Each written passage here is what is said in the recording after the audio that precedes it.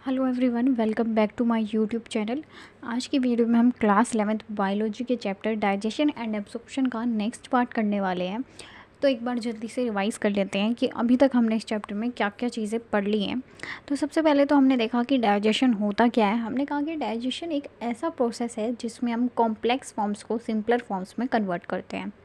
हमने कहा कि डाइजेशन के प्रोसेस में दो चीज़ें इन्वॉल्व होती हैं। पहली होती है हमारे एलिमेंट्री कैनाल और दूसरी होती है हमारे कुछ डाइजेस्टिव ग्लैंड्स।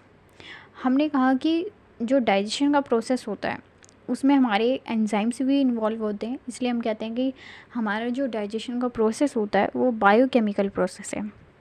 हम कहते हैं कि हमारी जब हमारा डाइजेशन का प्रोसेस चलता है तो हमारी बॉडी के जितने भी मसल्स होते हैं उनकी कंटिन्यूसली मूवमेंट होती है। इसलिए हम कहते हैं कि हम जो डाइजेशन का प्रोसेस है वो मैकेनिकल प्रोसेस भी होता है।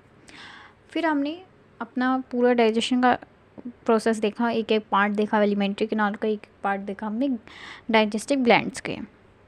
उसके बाद में हमने पर्टिकुलरली एक एक अपने बायोमोलिक्यूल की डाइजेशन देखी, digestion of carbohydrate, digestion of protein, digestion of nucleic acid, digestion of fat. उसके बाद में अब डाइजेशन जो है वो हमारा पूरा कंप्लीट हो चुका है।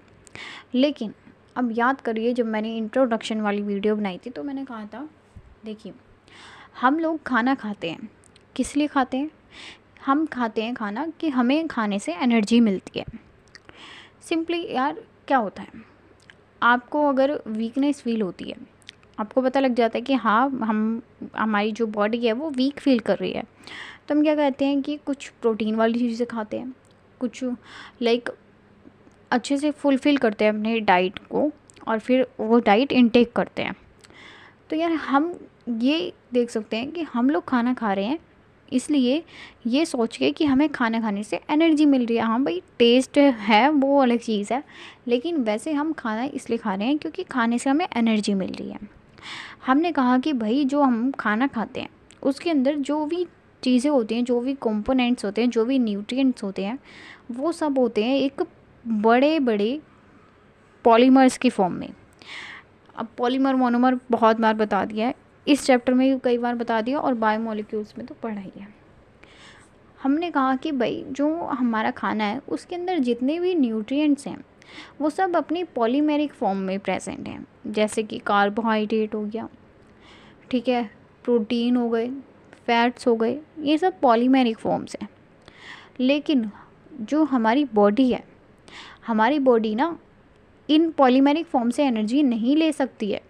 और आप बताओ, अगर खाना खाने के बाद भी एनर्जी नहीं मिली तो क्या फ़ायदा हुआ खाना खाने का? तो यार हम चाहते हैं, हमारा बस एक पर्पज़ है खाना खाने का कि हमें खाना खाने से एनर्जी मिले। अब एनर्जी कैसे मिलेगी? हाँ भाई, हमारी बॉडी को चाहिए छोटे छोटे मॉलिक्यूल्स जिससे वो एनर्जी देगी हमें, लेकिन हमारे पास में है बड़े बड़े मॉलिक्यूल्स।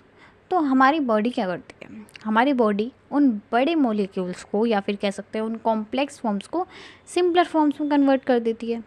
और इसको हम क्या कह रहे थे, इसको ही तो हम कह रहे थे कि डाइजेशन का प्रोसेस है ये। तो और डाइजेशन तो हम पूरा पढ़ के आ गए हैं। हमने कहा कि ठीक है भाई, हमने सबसे पहले खाना खाया, हमने डाइजेशन कर दी, डाइजेशन का प्रोसेस किया, उन बड़े मॉलिक्यूल से छोटे मॉलिक्यूल्स में कन्वर्ट कर दिया, उन बड़े मॉलिक्यूल्स को छोटे मॉलिक्यूल्स में कन्वर्ट कर दिया, ठीक है। लेकिन क्या हमें बस इतना करने से एनर्जी मिल जाएगी? नहीं, इसके बाद में एक प्रोसेस होएगा, तब जाके हमें एनर्जी मिलेगी। भाई अभी तो बॉडी की वो नीड फुलफ़िल हुई है, हमारी बॉडी को छोटे मॉलिक्यूल्स चाहिए थे, वो उसे मिल गए अब डाइजेशन के बाद। अब आगे का प्रोसेस देखते हैं कि आगे क्या होगा, ठीक है। तो अब जो नेक्स्ट प्रोसेस आता है वो होता है हमारा एब्जॉर्प्शन। नाम से पता लग रहा है कि यार यहाँ पे चीज़ें एब्जॉर्ब होंगी, ठीक है। अब सबसे पहले हम कार्बोहाइड्रेट का देखते हैं। देखिए, कार्बोहाइड्रेट हमारी पॉलीमेरिक फॉर्म थी जो हमने खाने में खाई थी। हमने खाने में कार्बोहाइड्रेट्स खाए, लेकिन डाइजेशन के प्रोसेस के बाद में वो जो कार्बोहाइड्रेट्स थे वो अपनी सिंपलर फॉर्म्स में कन्वर्ट हो गए, जैसे कि ग्लूकोज हो गया, गैलेक्टोज हो गया, फ्रक्टोज हो गया, ये इन सब में कन्वर्ट हो गए। अब हम देखते हैं इनका जो एब्जॉर्प्शन होता है वो कैसे होता है। हम कहते हैं जो ग्लूकोज और गैलेक्टोज होते हैं वो पहले तो डिफ्यूजन से एब्जॉर्ब होते हैं, लेकिन उसके बाद में जब इनको एनर्जी की ज़रूरत पड़ जाती है। कैसे, एक बार ही देखते हैं। देखिए, ग्लूकोज और जो गैलेक्टोज हैं, पहले तो यार वो सिंपल डिफ्यूजन करेंगे। अब डिफ्यूजन क्या होता है यार, डिफ्यूजन एक्सचेंज को कहते हैं हम, ठीक है, और हायर से लोअर कंसनट्रेशन में। हमने कहा कि भाई पहले तो ग्लूकोज और गैलेक्टोज सिंपली डिफ्यूजन कर लेते हैं, लेकिन कुछ टाइम बाद ना उन्हें अब एनर्जी चाहिए होती है जाने के लिए। जैसे कि मान लीजिए हम लोगों को कभी पैदल चलना पड़ गया, तो हम थोड़ी सी आगे थोड़ी देर तो पैदल चल लेंगे, लेकिन फिर हम थक जाएंगे यार, फिर हमें क्या करना पड़ेगा, कोई ऑटो टैक्सी करना पड़ेगा, ठीक है। उसी तरीके से यहाँ पे ग्लूकोज और गैलेक्टोज के केस में शुरू शुरू में तो कर लेंगे डिफ्यूजन, लेकिन बाद में एनर्जी चाहिए इन्हें। अब देखते हैं फ्रक्टोज। फ्रक्टोज का भी होता है डिफ्यूजन ही है, लेकिन यहाँ पे फैसिलिटेटेड डिफ्यूजन होगा। मतलब क्या होगा कि जैसे मान लीजिए आपको पहले अकेले जाना पड़ रहा है, मतलब पैदल जा रहे हो आप, पैदल ही जा रहे हो लेकिन अकेले, तो वो तो हो गया सिंपल डिफ्यूजन। वहीं पे आपकी कोई फ्रेंड है या आपके साथ भी कोई है जो आपके साथ भी चल रहा है, तो आप जा सकते हो पैदल भी। होता है ना कि हम बात करते करते चले जाते हैं, तो वो हम जितना हम अकेले पैदल चल पाएंगे उससे ज़्यादा हम किसी और के साथ में पैदल चल पाते हैं। तो वही चीज़ है कि फैसिलिटेटेड डिफ्यूजन में क्या होगा कि कोई आपकी हेल्प कर रहा होगा, लेकिन करोगे आप डिफ्यूजन ही, ठीक है। उसके बाद में अब सेकेंडरी एक्टिव ट्रांसपोर्ट क्या होता है। देखो, सेकेंडरी एक्टिव ट्रांसपोर्ट में क्या होगा, वही जो हमने देखा ना कि एनर्जी चाहिए होगी, वो कैसे। एक हमारा सोडियम पोटेशियम पंप होता है, इसको हम आने वाले चैप्टर्स में पढ़ेंगे वैसे डिटेल में। तो अभी बस याद रख लो कि जो ग्लूकोज और हमारे गैलेक्टोज हैं और साथ ही में कुछ अमीनो एसिड, वो सेकेंडरी एक्टिव ट्रांसपोर्ट करते हैं, यानी कि उन्हें सोडियम पोटेशियम पंप की ज़रूरत पड़ती है, ठीक है। अब ये तो बात हो गई थी कार्बोहाइड्रेट की। अब देखते हैं कि भाई फैटी एसिड कैसे करेंगे, या फिर कह सकते हैं फैट्स कैसे अपना एब्जॉर्प्शन करवाते हैं। फैट्स क्या करेंगे, और एक चीज़ हमने फ़ैट का डाइजेशन देख लिया था अभी पहले कि भाई इमल्सिफिकेशन होती है, ये सब होता है ना। तो हमने कहा कि जब वो इमल्सिफिकेशन वगैरह हो जाती है, या सिंपली कहूँ कि जब फैट डाइजेस्ट हो जाता है, तो वो जो फॉर्म बचती है उसको हम काइल बोल देते हैं, ठीक है। बस, और कैसा दिखने में कैसा होता है, थोड़ा मिल्की वाइट सा होता है। अब इसके एब्जॉर्प्शन के बारे में देखते हैं। हमें पता था कि जो फैट्स की जब डाइजेशन हुई, तो जो हमें एंड प्रोडक्ट मिला था वो था हमारा ग्लिसरॉल और फैटी एसिड। तो यही एब्जॉर्ब होंगे। अब देखते हैं कैसे।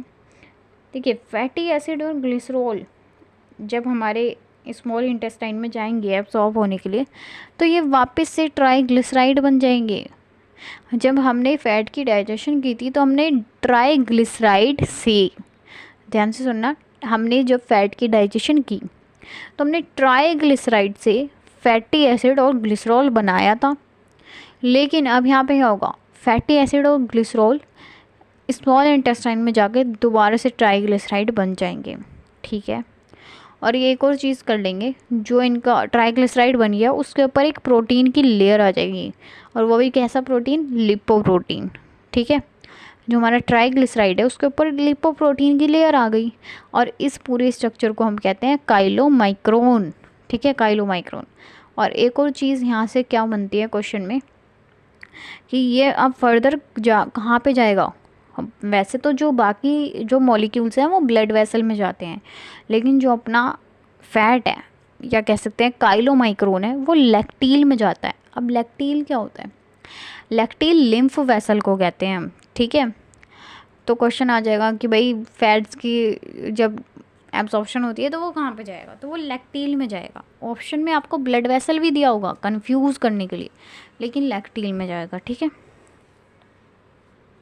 अब उसके बाद में ये तो चीज़ें एब्जॉर्ब हो गई। अब जो लास्ट स्टेप बचता है, जो हमें चाहिए था, एनर्जी चाहिए। अब देखते हैं भाई, ये जो चीज़ें एब्जॉर्ब हो गई, ठीक है, अब फाइनली हमें इनसे एनर्जी मिलेगी। अब देखते हैं उस प्रोसेस को क्या कहते हैं। देखिए, उस प्रोसेस का नाम होता है एसिमिलेशन। ये था एब्जॉर्प्शन। कौन कौन से प्रोसेस पढ़े, डाइजेशन, एब्जॉर्प्शन, और अब पढ़ने वाले हैं एसिमिलेशन। एसिमिलेशन में क्या होगा कि जो हमने ये एब्जॉर्ब्ड प्रोडक्ट्स मिल गए, इनको यार हमने एब्जॉर्ब कर लिया। अब उन एब्जॉर्ब प्रोडक्ट से ना हम एनर्जी को निकाल लेंगे, या कह सकते हैं यार मतलब एनर्जी मिल जाएगी हमें इन एब्जॉर्ब्ड प्रोडक्ट से। ठीक है, अब हमें दो चीज़ें पढ़नी है। एक होती है हमारी ग्रॉस कैलोरीफिक वैल्यू।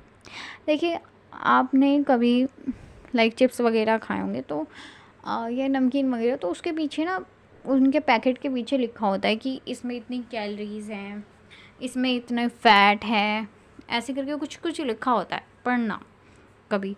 तो उसके बाद में फिर अब वो जो लिखा होता है ना वो ग्रॉस कैलोरीफिक वैल्यू होती है। मतलब क्या कि कुछ साइंटिस्ट जो होते हैं या वो ना ऐसे कह सकते हैं कि, और उसको क्या कहते हैं, एक्सपेरिमेंट्स। यार साइंटिस्ट कुछ एक्सपेरिमेंट्स परफॉर्म करते हैं जिससे वो अंदाज़ा लगाते हैं कि हाँ भाई अगर हमने इतने ग्राम प्रोटीन खाया तो उससे हमें इतनी एनर्जी मिलेगी। मतलब यार वो अपना तुक्का फिट कर रहे हैं और कुछ नहीं है। ठीक है, कि इतने कि कार्बोहाइड्रेट हमें कितनी एनर्जी देगा, प्रोटीन कितनी एनर्जी देगा, वो लोग तुक्का फिट कर रहे हैं। और वो जो तुक्के वाली वैल्यू आएगी वो होती है ग्रॉस कैलोरीफिक वैल्यू।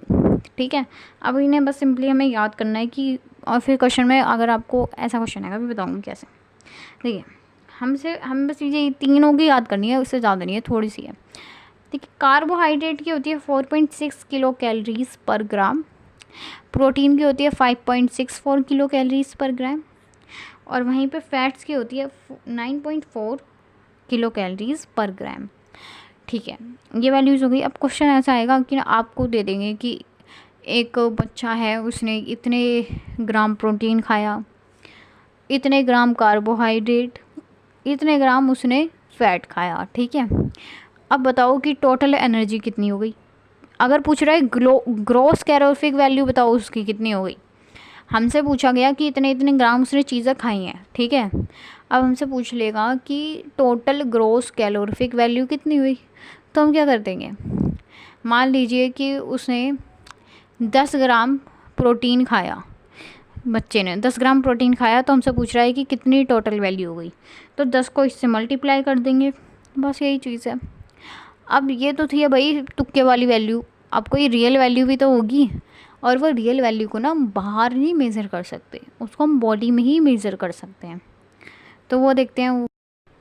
तो जो हमारी रियल वैल्यू होती है उसका नाम होता है फिजियोलॉजिकल कैलोरीफिक वैल्यू। ठीक है, अब उसके बाद में देखते हैं भाई इनका भी डेटा याद करना है।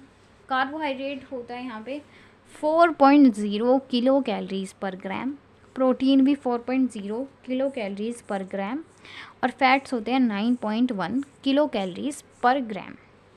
ठीक है, अब हमारा एसिमुलेशन का भी प्रोसेस हो गया। अब भाई हमें एनर्जी भी मिल गई। ठीक है, अब क्या होगा, नेक्स्ट प्रोसेस होता है हमारा इजेशन।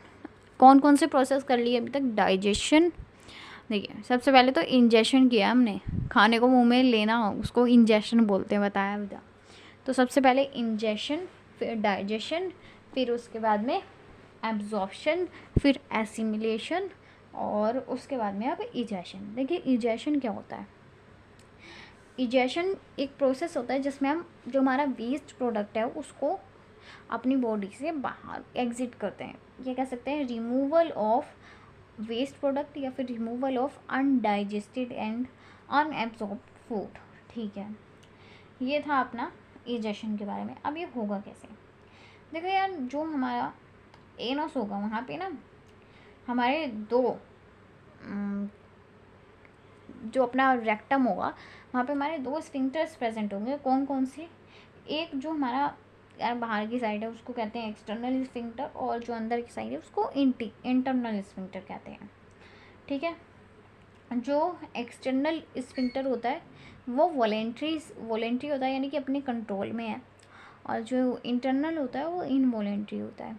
ठीक है, तो ये था अपने इजेशन के बारे में। अपने सारे के सारे प्रोसेसेस कंप्लीट हो गए हैं। अब क्या बचता है, अब बचे हैं हमारी डिसऑर्डर्स। ठीक है, डिसऑर्डर बचे हैं, हॉर्मोन्स बचे हैं, और कुछ विटामिन हैं उनके नाम वगैरह देखने हैं बस। अब ये सब चीज़ें बची हैं, थोड़ी सी यही तो बहुत थोड़ा सा पार्ट बच रहा है। कोशिश करेंगे कि नेक्स्ट पार्ट तक ख़त्म हो जाएगा ये चैप्टर अपना। फिर हम नेक्स्ट चैप्टर स्टार्ट करेंगे. So if you like the video, then please press the like button, and also share the video with your friends, and please subscribe my YouTube channel.